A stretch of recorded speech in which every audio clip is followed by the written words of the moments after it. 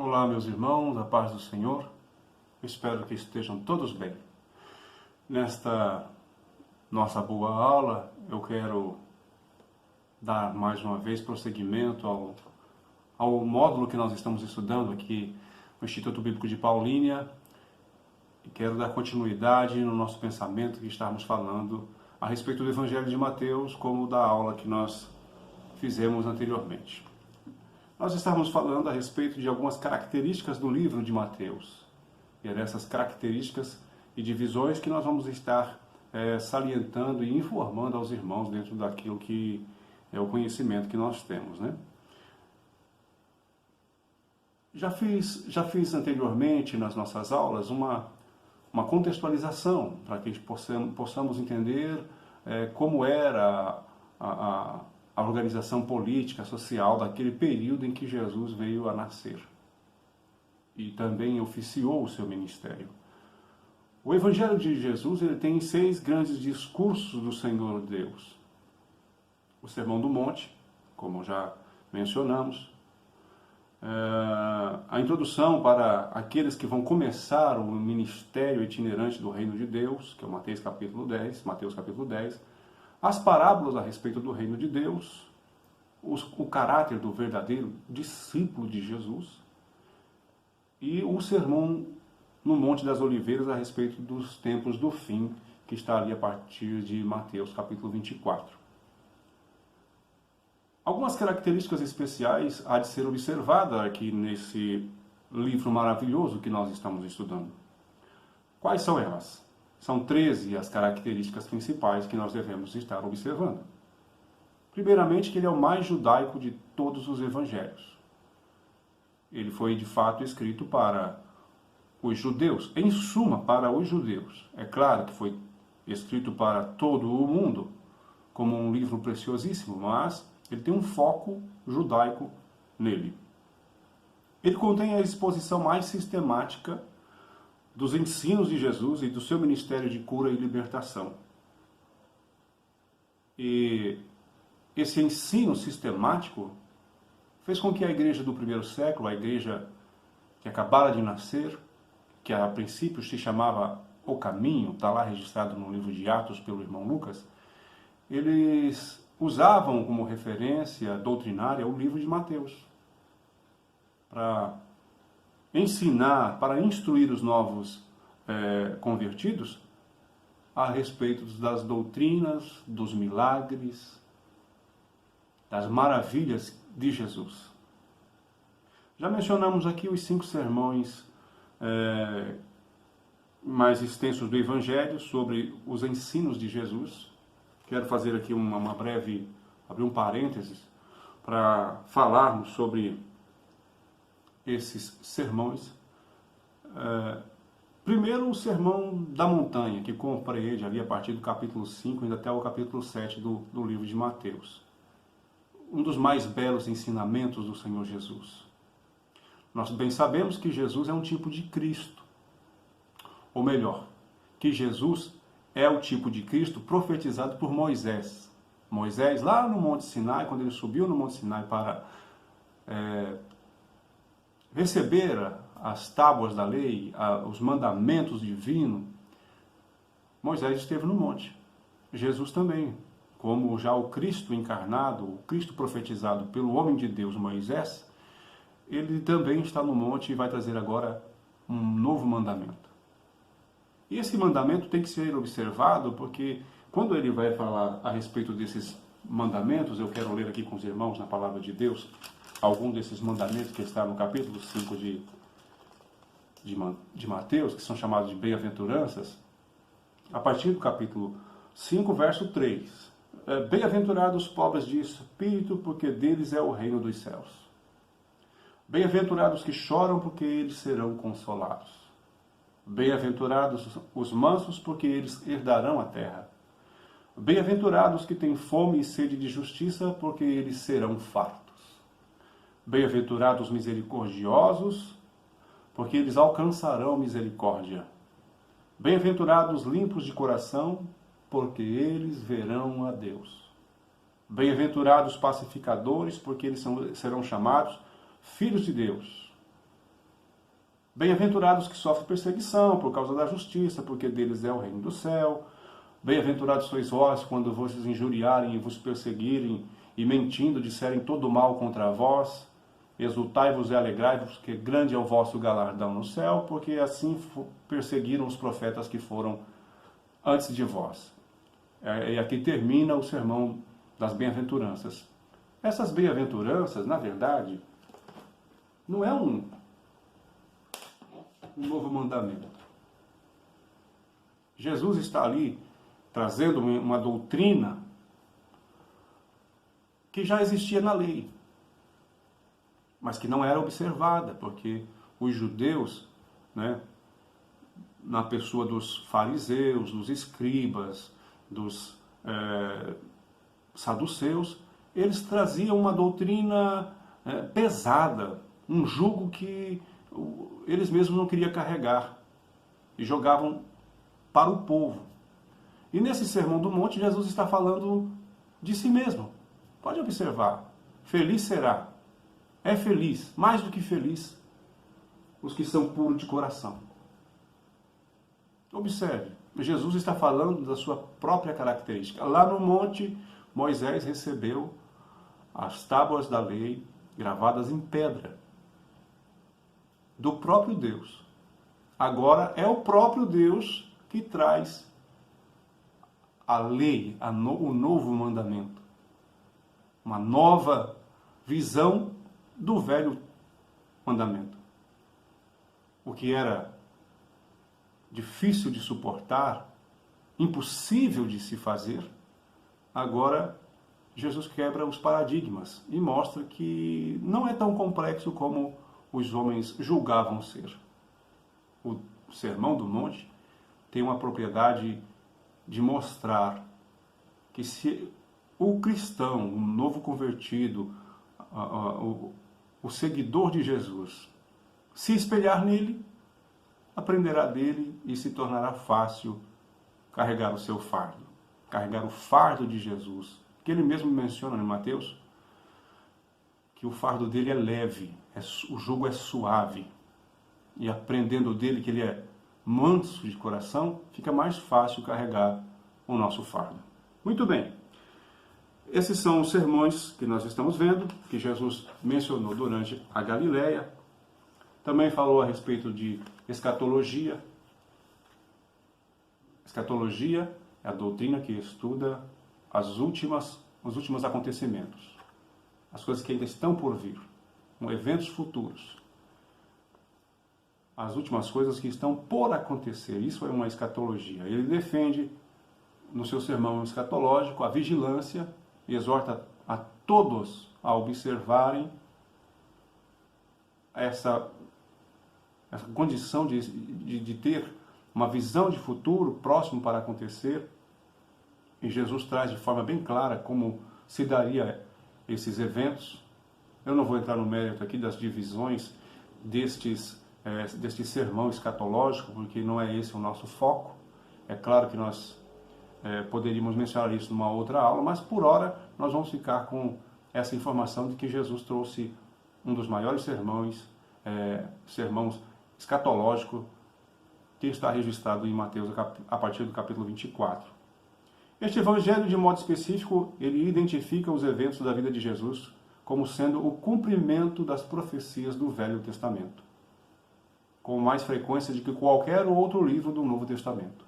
Mateus vai atestar a veracidade de que Jesus era o Cristo de fato prometido pelos profetas, pelos reis, pelos salmos, pelos salmistas, pelos patriarcas. Mateus vai destacar nesse seu evangelho os padrões de retidão do reino de Deus, o poder divino para a operação no reino de Deus, o poder sobre o pecado, sobre a doença, sobre a morte, sobre os demônios. Mateus vai mostrar nesse evangelho que, previamente, antecipadamente, Mateus já fala sobre a igreja. É o único evangelho que menciona a igreja como uma entidade futura pertencente ao Senhor Jesus. Isso está lá em Mateus capítulo 16, verso 18 e Mateus 18, verso 17. Se os irmãos quiserem dar uma conferida lá. Mateus é a ponte de transição entre o Velho e o Novo Testamento. Mateus,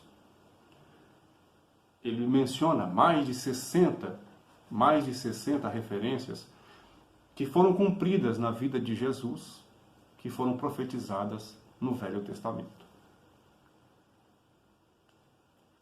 Mateus tem uma frase que é característica, e elas estão em destaque no livro.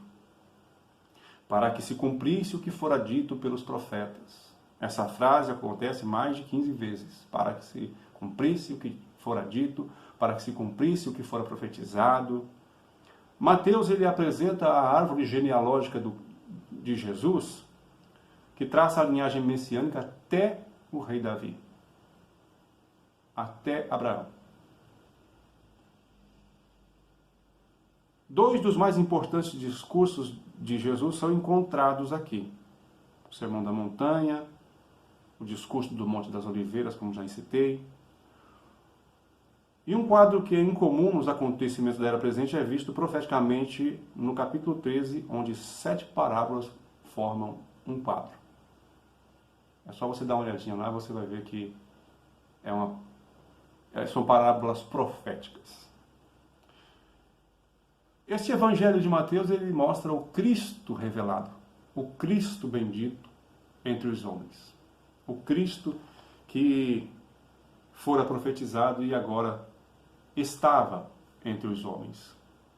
Este Evangelho de Mateus, ele faz uma alusão a Jesus como o Filho do Homem, mas com um caráter messiânico. Se nós formos observar as Escrituras, haverá 13 homens que receberam essa honraria de serem chamados homens de Deus. Homens de Deus. Jesus recebe essa condição de ser filho do homem. É diferente. Filho do homem quer dizer que o Senhor Jesus era 100% homem. Que a divindade estava encarnada na totalidade, no todo o conteúdo do ser humano. Em suas paixões, em suas fraquezas, em seus medos, nos seus receios. Jesus passou por tudo aquilo que nós passamos. Mas em tudo, ele não pecou. Mesmo sendo tentado, ele não pecou. Mateus apresenta Jesus como o Senhor e Mestre da igreja, para uma nova comunidade que estava por nascer. Já estava se iniciando. É de se observar que Jesus começa o seu ministério ali na Galileia, na Judéia. A sua igreja era constituída de 70 pessoas. 70. Mas que é isso, meu Eliseu? Numa reunião ele deu pão para mais de 4.000, depois mais de 5.000 numa segunda ocasião. Esses eram os curiosos que iam para ver Jesus. Um conglomerado de pessoas que iam para ver o que ia acontecer, que milagre ia se suceder, o que Jesus ia falar naquele dia, qual seria a tônica, qual seria o estupim de uma nova confusão entre os líderes religiosos. Queriam, atear fogo nessa contenda, nessa desavença que havia entre os fariseus que não acreditavam que Jesus era o Messias. Eles sempre iam. Então era uma turba, era uma multidão que ia após Jesus para ver o que ia acontecer, para saber como que estaria naquele dia, participar, que milagre sucederia. Enfim, iam para comer. Iam só como espectadores. Discípulos mesmo, seguidores de Jesus, eram 70. Lembra que ele enviou 70, de 2 em 2, pelas cidades da Galileia, para que visitassem as cidades. Enfim.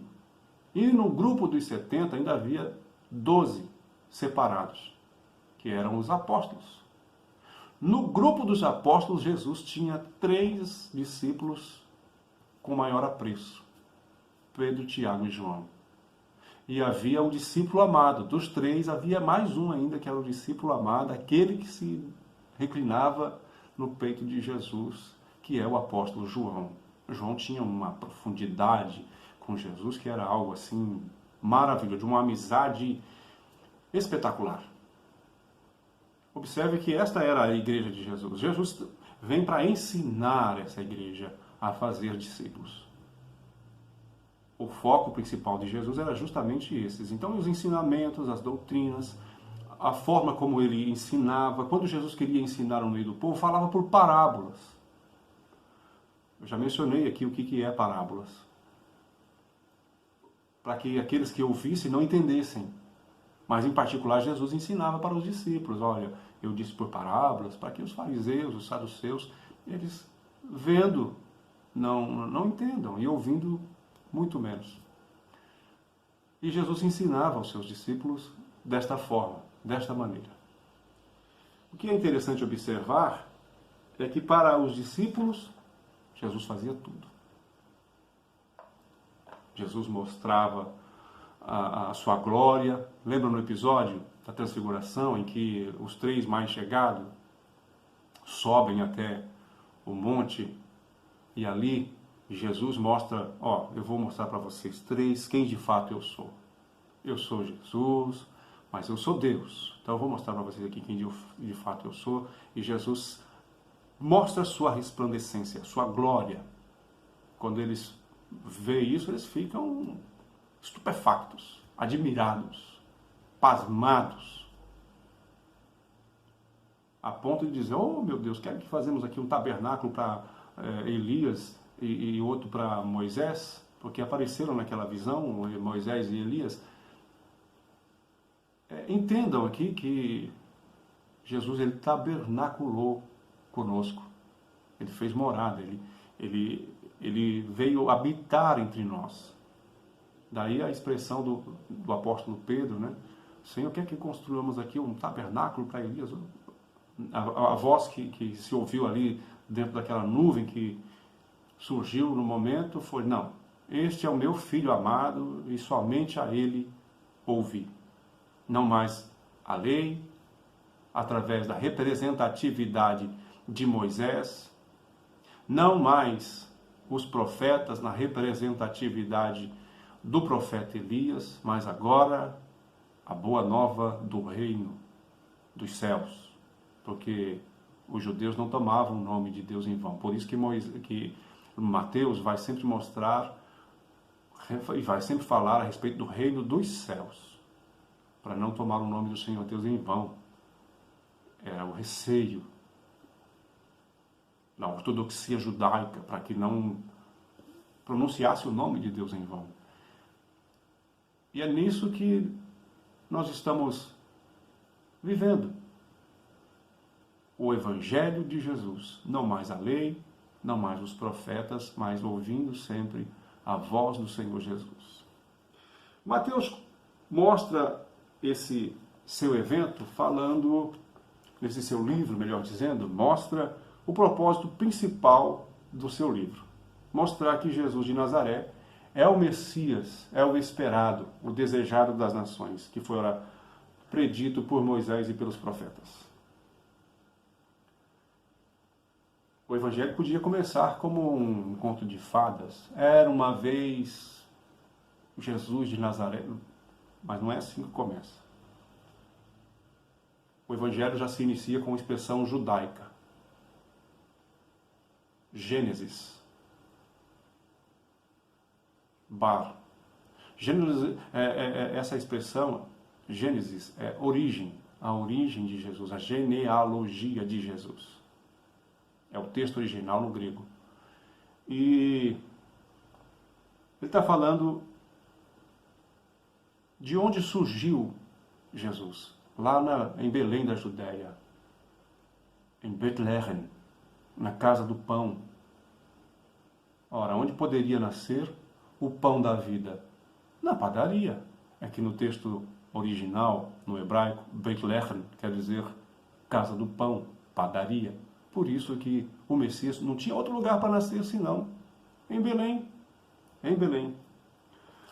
Nós vamos ver também a proclamação do reino. Nós vamos estar pulando, irmãos, muitos eventos registrados no livro de Mateus, porque nós estamos fazendo aqui uma explanação mais totalitária, mais abrangente. Nós não vamos ficar nas minúcias, nós não vamos nos deter nas particularidades do Evangelho, mas mostrar as grandes minúcias, mostrar, quer dizer, os tópicos em que Mateus está sendo dividido, para que fique uma compreensão maior. Se os irmãos tiverem alguma observação, alguma questão, a gente vai estar dirimindo essas questões, essas dúvidas, no decorrer das nossas aulas. Muito bem. Mateus começa o seu evangelho falando do nascimento de Jesus, o seu nascimento virginal, o seu nascimento espetacular, que Jesus é mencionado por Mateus como o Deus conosco. Ele mostra a profecia de Zacarias a respeito dessa predição de que o Messias nasceria de uma virgem. O capítulo 2 de Mateus vai trazer a visitação dos magos do Oriente. Não temos como mencionar isso, porque não há registros, documentos históricos fatuais que provem quem de fato eram esses reis magos. O certo é que estes sábios, astrólogos, vieram do Oriente. Havia um sinal no céu que mostrava aonde estava o nascido rei dos judeus. A tradição cristã vai dizer que eram 3 reis magos. A palavra no original é magoi. No grego é magoi, que é mago. Mas estaria envolvido em magia Jesus Cristo, o Senhor Deus? Claro que não. É só uma figura de linguagem. Esses sábios do Oriente certamente eram homens que viram ou já esperavam, se eles eram possivelmente eram persas, mas se eles eram tementes ao Deus do céu, não há registro, a gente não tem como precisar isso. O certo é que eles vieram do Oriente. Jesus já tinha aproximadamente 1 ano e meio de idade quando eles chegaram em Jerusalém. Então essa visãozinha de presépio que a gente tem, de que quando está lá o menininho Jesus, lá na manjedoura, cercado de animais, e aparecem aqueles 3 reis magos, que a tradição dá os nomes de Baltazar, Belchior e Gaspar. É tradição, irmãos. A Bíblia não referenda e não fala os nomes deles. O certo é que eles vieram para Jerusalém e ali em Belém da Judéia, no tempo do rei Herodes, era Herodes o Grande, aquele cidadão lá atrás que eu disse na nossa aula introdutória, que matou 3 filhos, mandou matar 10 esposas. Esse sujeito lá sanguinário, cheio de querer ter o poder na mão, de ter o domínio, era sanguinário. Ele se sentiu ameaçado. O que ele faz? Ora, o único e verdadeiro rei dos judeus sou eu, porque eu fui intitulado por Roma como rei dos judeus. Agora vem esses sábios, vem esses cientistas de um outro país, possivelmente a Pérsia, o atual Irã, atrás de um rei dos judeus, que nasceu um rei dos judeus. Não vou ter o meu reinado ameaçado. O que ele faz? Manda matar todos os meninos abaixo de 2 anos, ali da região onde estava profetizado a respeito de onde nasceria o Messias. Mais um ato sanguinário de Herodes, o Magno, ou Herodes o Grande. Depois nós vamos ver, na decorrência desse fato, o anjo do Senhor Deus orientando José. Eles promovem a fuga para o Egito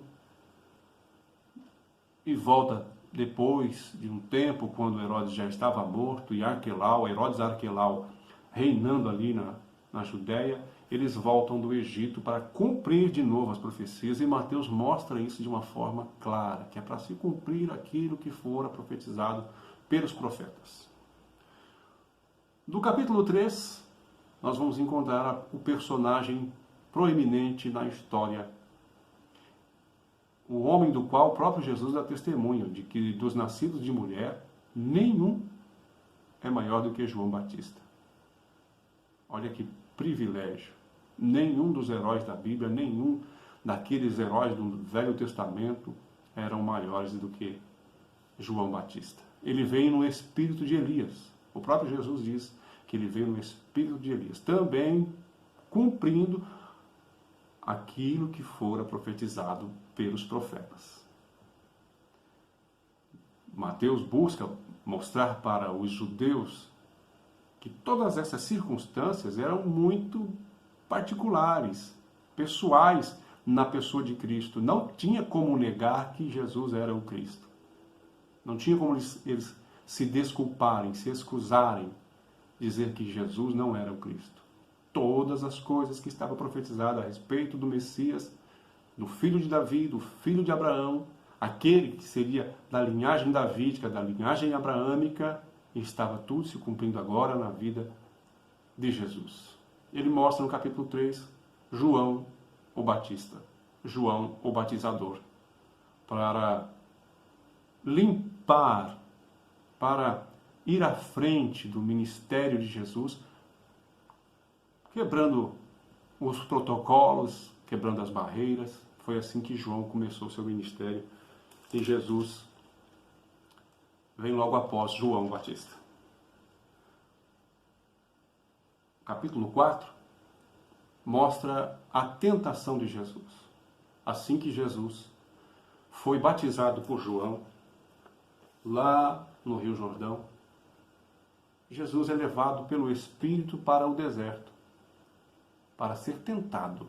E ali esteve por 40 dias e 40 noites. Não comeu e não bebeu, coisa alguma. Jesus é tentado.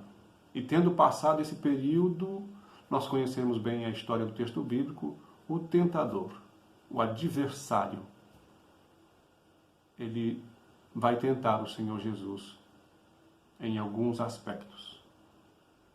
E vai tentar Jesus pela palavra. Olha que interessante.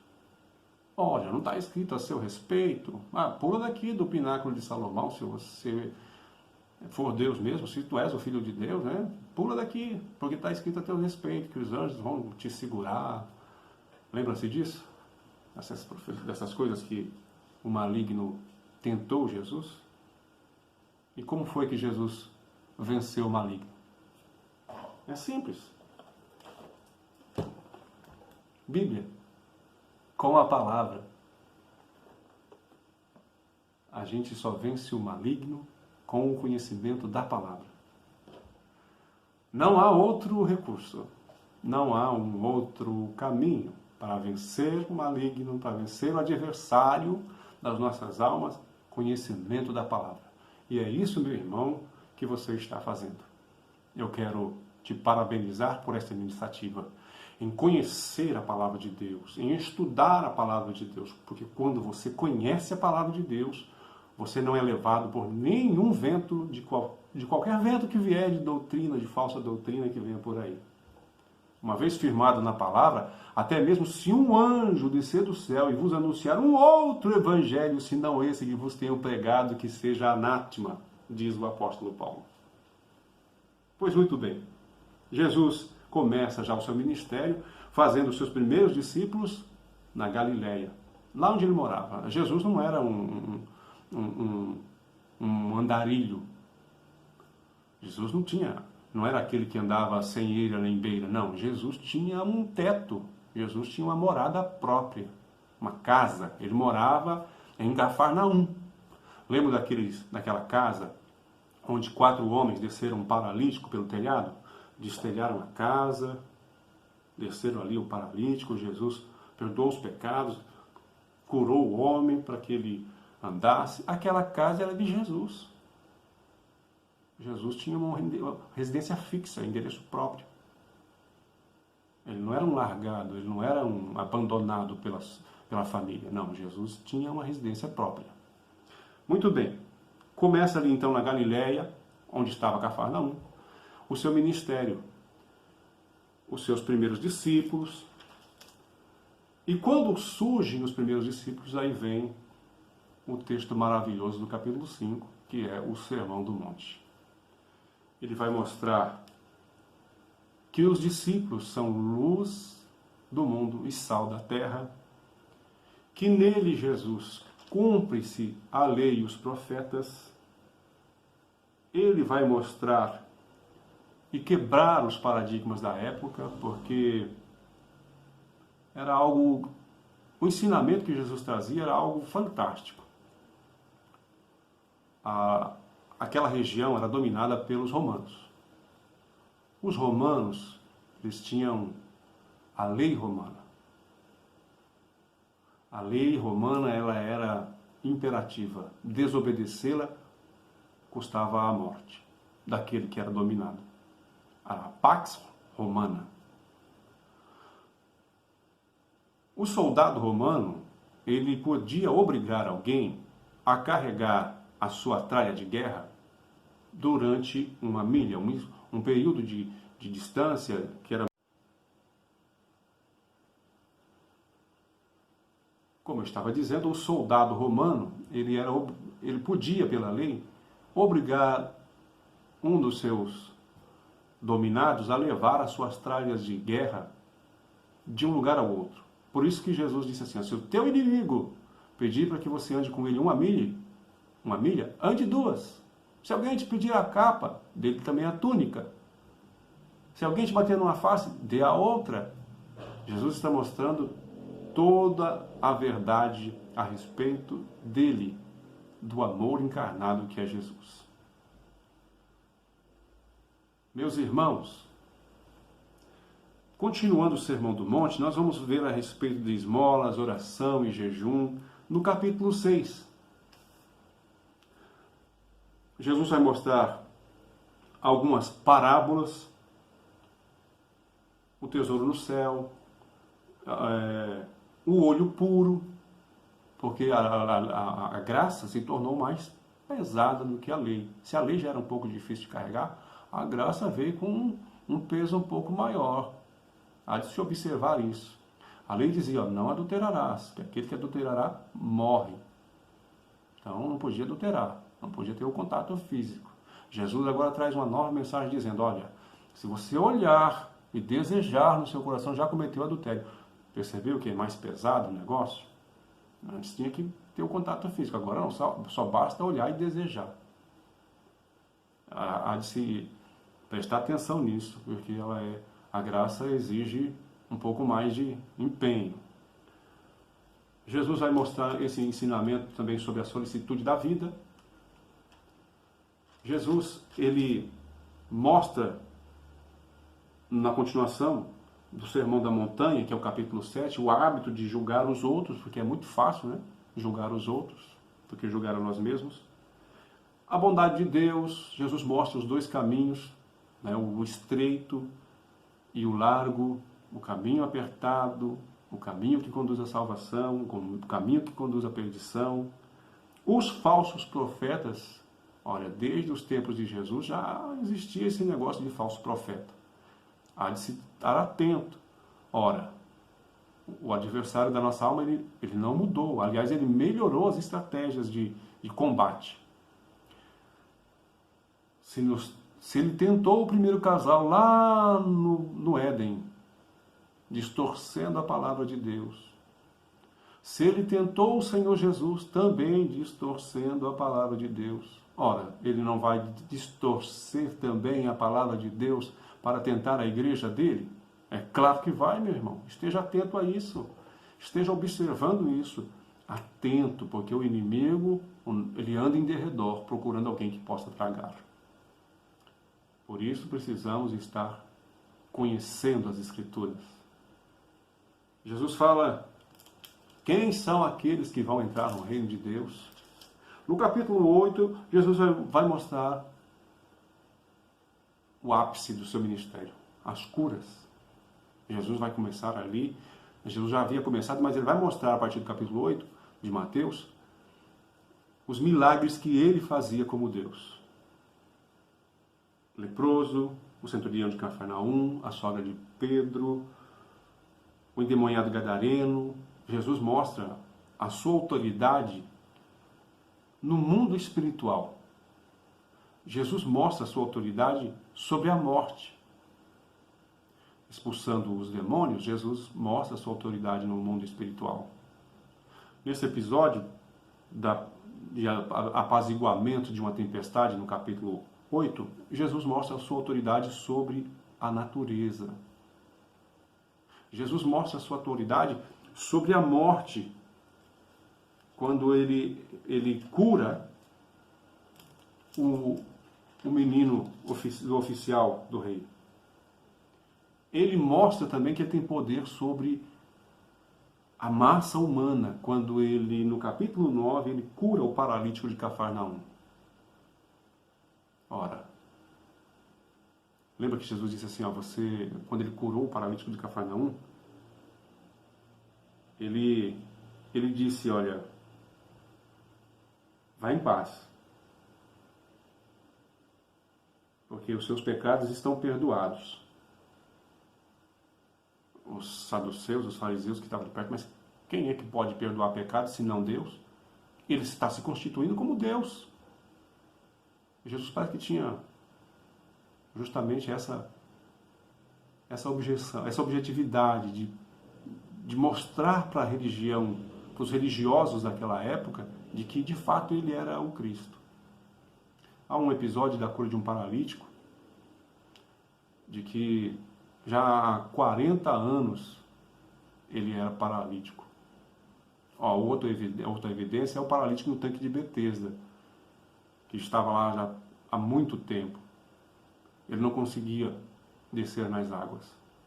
E Jesus vai lá e cura, mostrando que Jesus pode pegar aquilo que está retorcido, aquilo que está defeituoso e consertar.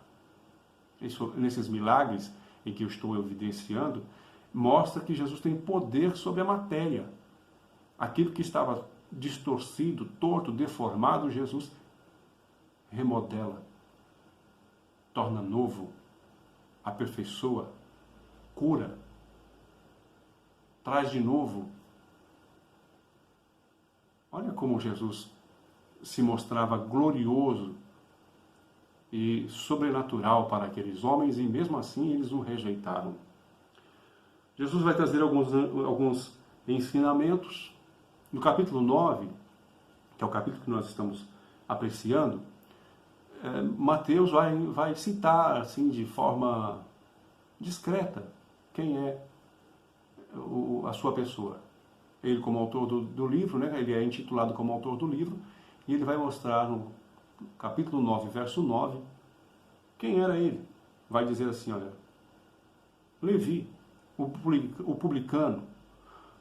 O publicano era um judeu, como já disse, que cobrava impostos dos judeus para entregar a Roma, que subjugava os judeus. Daí o ódio do povo judeu para com os publicanos, que eram funcionários públicos do Estado, para subtrair também um pouco do dinheiro, né? Do dinheiro alheio, enriquecimento ilícito. Lembra de Zaqueu, o publicano? Também era um publicano. Se alguém tem defraudado o Senhor, eu vou restituir 4 vezes mais, porque olha, chegou aqui na casa deste homem, né? Jesus dizendo a respeito de Zaqueu, chegou também salvação na casa deste homem, porque esse também é um filho de Abraão. Veja como os publicanos eram mal vistos pela sociedade. Jesus vai oferecer nesse capítulo 9 ensinamentos sobre jejum. Ele vai curar uma mulher do fluxo de sangue quando saía para atender o chamado de Jairo. Ele vai ensinar sobre as searas dos ceifeiros. No capítulo 10, ele mostra os 12 e a sua missão. E aqui a gente vai fazer uma pausa, porque senão fica muito enfadonho, meus irmãos. Nós vamos voltar numa próxima oportunidade, uma próxima aula, falando a respeito é claro, do livro de Mateus, desse conhecimento maravilhoso sobre o livro de Mateus, que nós estamos estudando. E nós vamos dar prosseguimento a partir do capítulo 10 de Mateus, onde está registrado a missão e a chamada dos 12 apóstolos. Ok? Deus abençoe. Paz do Senhor, meus irmãos, paz seja para com todos. E não se esqueça, você pode perguntar aí mesmo no nosso canal do WhatsApp, aí no nosso WhatsApp, você pode perguntar no nosso grupo do WhatsApp, perguntas a respeito do livro de Mateus, dos evangelhos, nós vamos estar respondendo aos irmãos, tá bom? Não se sintam constrangidos, Deus os abençoe, a paz do Senhor.